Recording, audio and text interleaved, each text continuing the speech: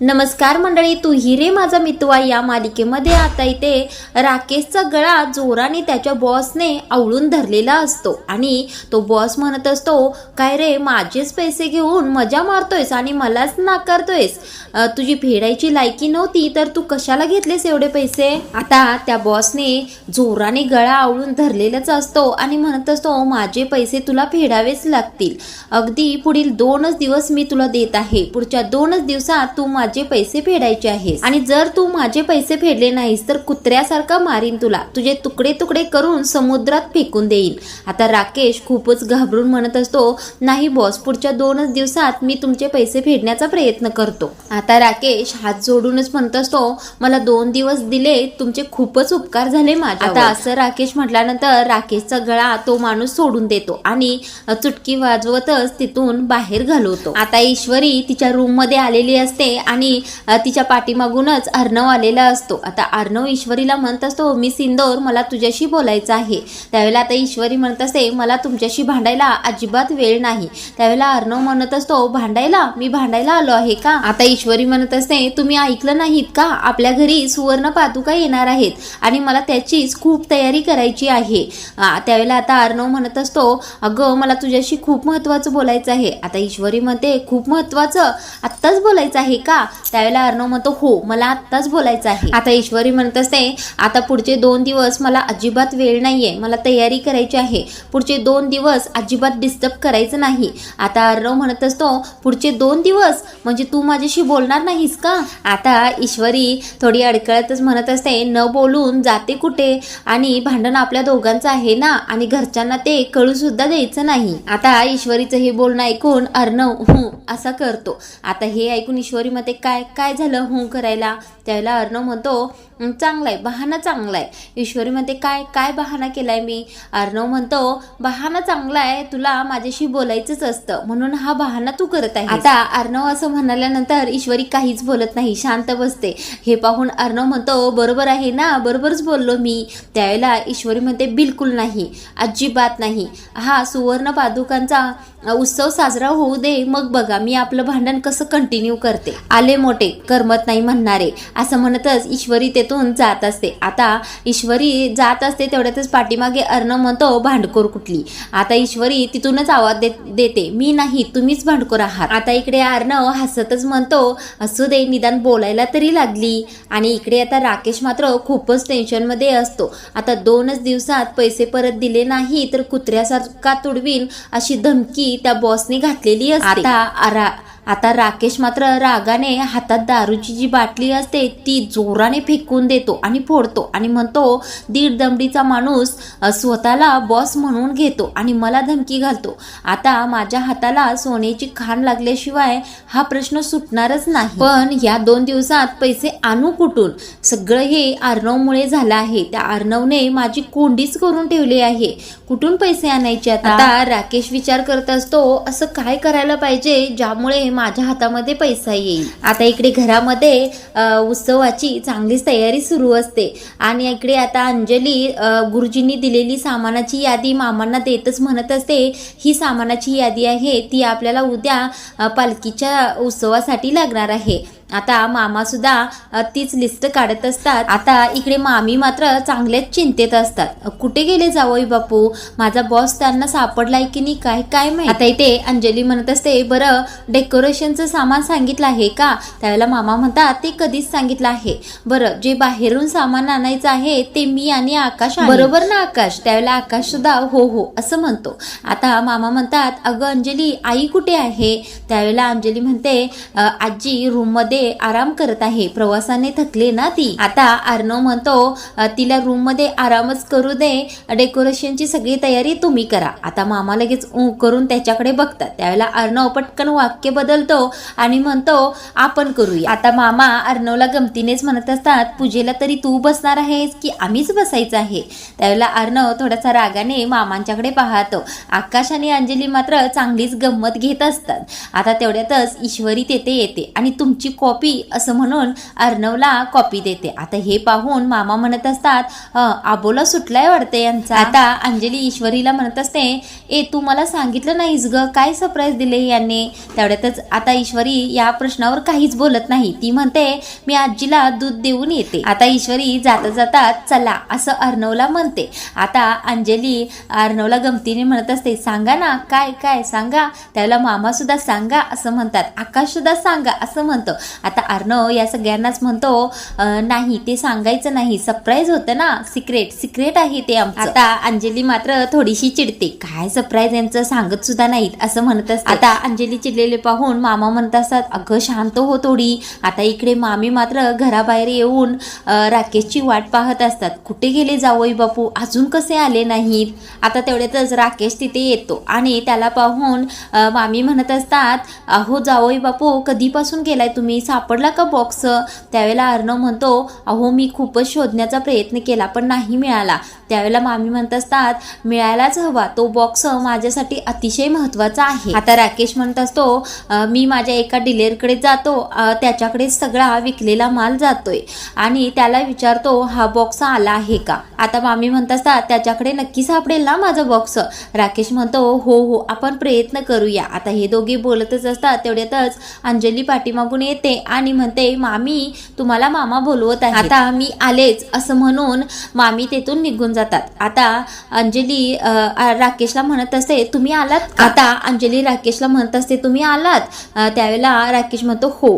त्यावेळेला अंजली म्हणते आपल्या घरी उद्या दत्तगुरूंच्या सुवर्ण पादुका येणार आहेत घरी, त्यामुळे तुम्ही उद्या कुठेही बाहेर जाऊ नका. आणि आजी सुद्धा आली आहे ना, तिला सुद्धा खूपच बरं वाटेल. आता राकेश म्हणत असतो आजी आली का घरी. त्यावेळेला अंजली म्हणते हो आले ना ती. त्यावेळेला आता राकेश म्हणतो बरं ठीक आहे मी उद्या घरीच थांबीन, त्यांचं सुद्धा मन राखायला हवं ना.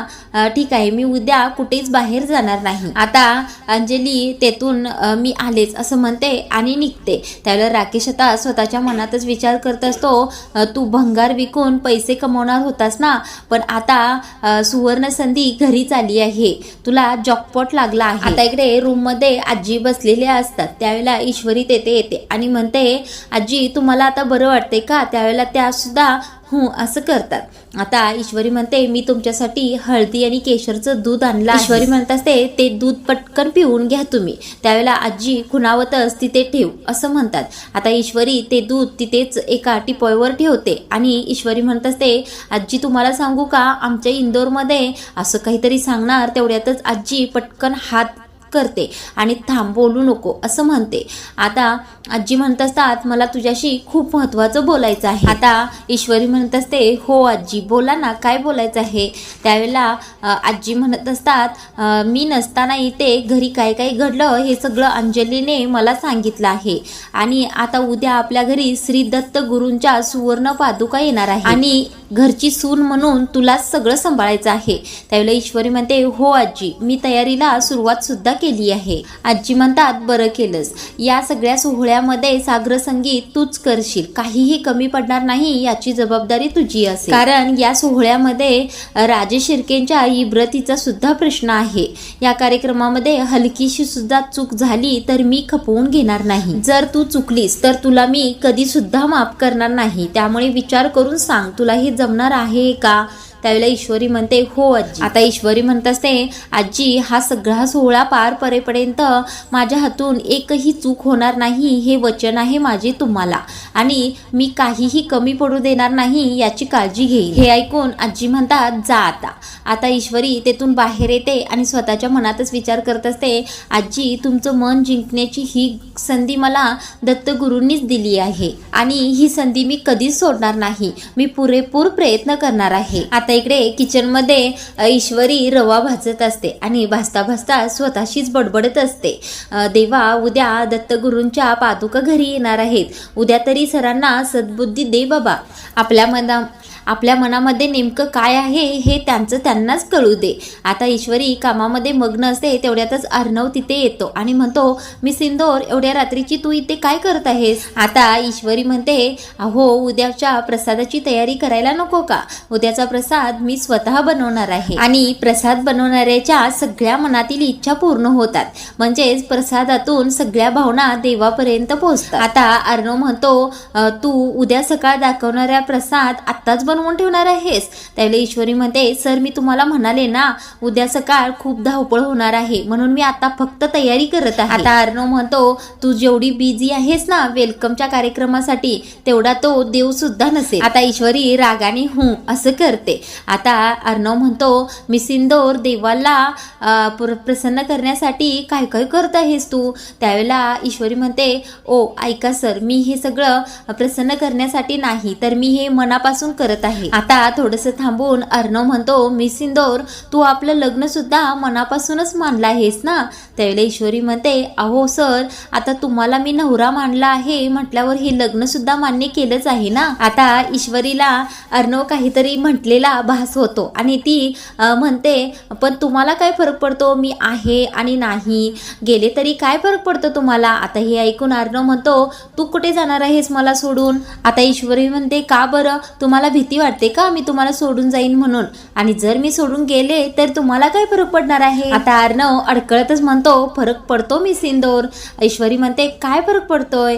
त्यावेळेला अर्णव म्हणतो, फरक पडतोय मला आणि सगळ्या घराला सुद्धा फरक पडतोय. आता ईश्वरी म्हणते, घराला काय फरक पडतोय? त्यावेळेला अर्णव म्हणतो, उद्याचा प्रसाद इंदोरी जिलेबी कोण बनवणार घरामध्ये? हे ऐकून ईश्वरी खूपच चिडते आणि चिडून म्हणते, सर तुम्ही इथून जा बरं, जा तुम्ही इथून. आता हे ऐकून अर्णव म्हणतो, तू इतकी चिडचिड का करत आहेस? त्यावेळेला ईश्वरी म्हणते, तुम्ही जा बरं इथून, सगळ्या गोष्टींचा अगदी मजाक बनवून ठेवलाय, तुम्ही जा बरं इथून. असं म्हणून ईश्वरी अर्णवला तेथून घालवत असते पण अर्णव काही जायला तयारच नसतो. आता ईश्वरी म्हणते, तुम्ही जर इथून गेला नाहीत ना तर तुम्हाला चटका देईन मी. आता ईश्वरीने असं ढकलल्यानंतर अर्णव तेथून निघायला निघतो. आता पुढे आल्यानंतर स्वतःच्या मनातच विचार करत असतो, तू गेलीस तर फरक पडतो मला मी सिंदूर, तू गेलीस तर माझं आयुष्यच संपून जाईल. आता ईश्वरी सुद्धा अर्णवकडे बघतच स्वतःच्या मनातच म्हणत असते, देवा निदान उद्या तरी त्यांच्या मनातील गोष्टींचा त्यांना एहसास होऊ दे, निदान तू घरात आहेस तोपर्यंत तरी हे होऊ दे. आता अर्णव तिथेच किचनमध्येच एका बाजूला स्वतःशीच विचार करण्यात मग्न असतो. ते पाहून ईश्वरी म्हणते, ओ तुम्ही जाणार आहात का आता? त्यावेळेला अर्णव फोन आलेला असतो तो उचलतो आणि हॅलो शिर्के असं म्हणतो. आता तो शिर्केचा फोन आहे पाहून ईश्वरी चिडते आणि म्हणते, शिर्केंचा फोन आहे, या शिर्केंनाच चटका दिला पाहिजे पहिल्यांदा. आता इथे दुसऱ्या दिवशी सकाळी हॉलमध्ये जोरदार तयारी सुरू असते. आता ईश्वरी सगळी तयारी करण्यामध्येच मग्न असते. आता अंजली ईश्वरी इकडे ये असं म्हणते आणि ईश्वरी आल्यानंतर म्हणते, पादुका घेऊन येणाऱ्यांच्या पाद्यपूजा करायची आहे. त्यावेळेला ईश्वरी हो हो असं म्हणते. आता आकाश म्हणत असतो, तयारी झाली का सगळी? पादुका जवळच घराजवळ आल्या आहेत. आता अर्णव म्हणतो, पादुका आल्या का? त्यावेळेला आकाश म्हणतो, हो हो. तेवढ्यातच आजी तेथे येतात आणि म्हणतात, अंजली झाली का सगळी तयारी? त्यावेळेला अंजली म्हणते, हो हो झाली तयारी. त्यावेळेला आजी म्हणतात, वल्लरी कुठे दिसत नाही, कुठे आहे ती? आता आकाश म्हणतो, हो हो मला सुद्धा सकाळपासून मॉम दिसलीच नाही. त्यावेळेला आजी जरासं चिडूनच म्हणतात, दिसली नाही म्हणजे काय? अशी कशी कार्यक्रम घरामध्ये असताना घरातून बाहेर गेली ती न सांगता? कुणीतरी फोन लावा तिला पटकन, बोलवून घ्या घरी. पालखीच्या सोहळ्याला घरची सून घरी नको का? त्यावेळेला आता अर्णव वल्लरीला फोन लावत असतो. आजी चिडूनच म्हणत असतात, ही वल्लरी म्हणजे कहरच आहे. त्यावेळेला अर्णव म्हणतो, आजी जास्त चिडू नकोस, मी फोन करतोय मामीला. आता अर्णव फोन लावतच असतो तेवढ्यातच वल्लरी दाराच्या बाहेर येते. ते पाहून आकाश म्हणतो, घ्या मॉम आली सुद्धा. आता वल्लरी थोडंसं पुटपुटतच घरामध्ये आत येते. आता आकाश म्हणतो, अगं पण तू कुठे गेली होतीस एवढ्या सकाळी? त्यावेळेला वल्लरी म्हणते, अरे एक छोटंसं काम होते तेच करून आले. आता आजी थोडंसं चिडूनच म्हणतात, आजच सकाळी तुला एवढ्या लवकर बाहेर जायचं होतं का? त्यावेळेला वल्लरी म्हणते, अहो आई पादुका घरी येणार आहेत म्हणून आवरूनच गेले होते ना बाहेर. आता आजी चिडूनच म्हणतात, अगं पण आज पादुकांच्या सोहळ्याचा कार्यक्रम आहेस आणि तू घरची सून आहेस ना, म्हटल्यावर तू घरी नकोस का? आता या दोघींची थोडी बाता बात सुरूच असते. तेवढ्यातच अंजली म्हणते, आजी नको ना आता विषय काढूस, आता पादुका एवढ्यातच येतील बघ. आता आजी सगळ्यांनाच सांगत असतात, पालखीचे आगमन अगदी व्यवस्थित झाले पाहिजे, याची काळजी सर्वांनी घ्यायची. आता एवढ्यातच मामांचा आवाज येतो, आकाश, अर्णव, पालखी आली रे. आता हे सगळे त्या पालखीकडे जातात, पण वल्लरी तिथेच थांबलेली असते. आता वल्लरी जवळ येतो राकेश आणि म्हणतो, हे काय बॉक्स कुठे आहे? मी दिलेल्या पत्त्यावर गेला होतात ना तुम्ही, म्हणजे मिळालाय की नाही बॉक्स? त्यावेळेला मामी म्हणतात, अहो जावई बापू, नाही मिळाला बॉक्स. भलताच कोणता तरी बॉक्स माझ्या हातामध्ये दिलाय आणि म्हणतायत घ्या तुमचा बॉक्स. आता मामी राकेशला म्हणत असतात, तुम्हीच सांगा आता, मला माझा बॉक्स ओळखणार नाही का? मी त्यांना परत दिला तो बॉक्स. आता एवढ्यातच मामा बाहेरून वल्लरी अशी हाक मारतात आणि मामी सुद्धा आले आले म्हणून त्या पालखीकडेच जातात. आता इकडे पाठीमागे राकेश सुद्धा मनात विचार करत असतो, मी काल सगळं फोन करून त्याला व्यवस्थित सांगितलं होतं, मग तरी सुद्धा त्याने कसा घोटाळा केलाय बरं. तेवढ्यातच आता अंजलीचा आवाज येतो, आहो म्हणून. आता राकेश सुद्धा पालखीकडे जातो. आता इकडे बाहेर दिगंबरा दिगंबरा श्रीपाद वल्लभ दिगंबरा असा गजर करतच पालखीचे आगमन झालेले असते आणि ते पाहून घरातील सगळेच खुश असतात. आता इथे खूपच उत्साहाने ईश्वरी आरतीचे ताट घेऊन पादुकांचे पूजन करते. आता ईश्वरीचं झाल्यानंतर अंजली सुद्धा करते. आता ईश्वरी आठवणीने पालखी धरलेल्या व्यक्तीचे पाद्यपूजन करते. आता पालखीचे खूपच उत्साहाने घरामध्ये स्वागत होते. सर्वजणच पालखीवर फुलं सुद्धा टाकत असतात. आता इथे अवधूत चिंतन श्री गुरुदेव दत्त असा म्हणून गजर करत त्या पादुकांचे खूप छान पूजन करतात.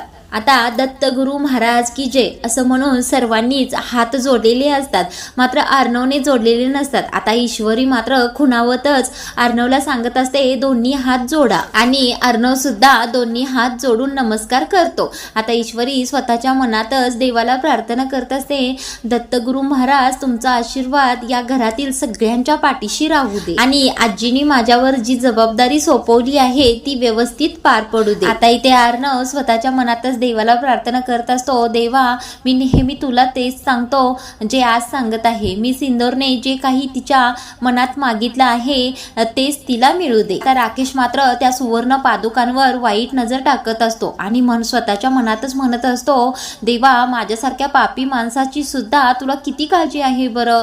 पैशाची एवढी चणचण असताना अगदी माझ्या समोर सुवर्ण पादुका आल्या आहेत. आता या राकेशच्या मनामध्ये इतका वाईट विचार आलेला असतो की त्या सोन्याच्या पादुकाच राकेश चोरणार असतो. आणि आजचा भाग इथे संपवला आहे. आता पुढील भागामध्ये जबरदस्त ट्विस्ट दाखवला आहे, तो म्हणजे ईश्वरी आरतीचं ताट घेऊन पादुकांच्याकडे जात असते. त्यावेळेला पाहते तर काय, त्या पादुका गायब असतात. आता ईश्वरीच्या हातातून आरतीचं ताट पटकन खाली पडतं आणि ईश्वरी म्हणते, पादुका पादुका कुठे गेल्या? आता वल्लरी पटकन ईश्वरीला म्हणत असते, सोन्याच्या पादुका बघून तुझे मन तर विचलित झालं नाही ना? आता तिच्यावर हा केलेला आरोप पाहून अर्णव खूपच चिडतो. मामी तुम्ही काय बोलताय असं म्हणत असतो. आता अर्णव ईश्वरीचा हात हातामध्ये घेतच म्हणत असतो, माझ्या बायकोवर पूर्ण विश्वास आहे, ती असं काही करणार नाही. सोन्याच्या पादुका आणि त्या चोरणारा चोर लवकरच आपल्याला सापडेल. आता हे सगळं अर्णव राकेशकडे पाहूनच म्हणत असतो. आता राकेशला सुद्धा अर्णवची थोडी भीती वाटत असते. आता पुढील भागामध्ये आपल्याला हेच पाहायला मिळणार आहे की राकेशकडे सोन्याच्या पादुका मिळतात का? तर पुढील रिव्ह्यू ऐकायला विसरू नका. हा रिव्ह्यू तुम्हाला आवडला असेल तर व्हिडिओला लाईक नक्की करा.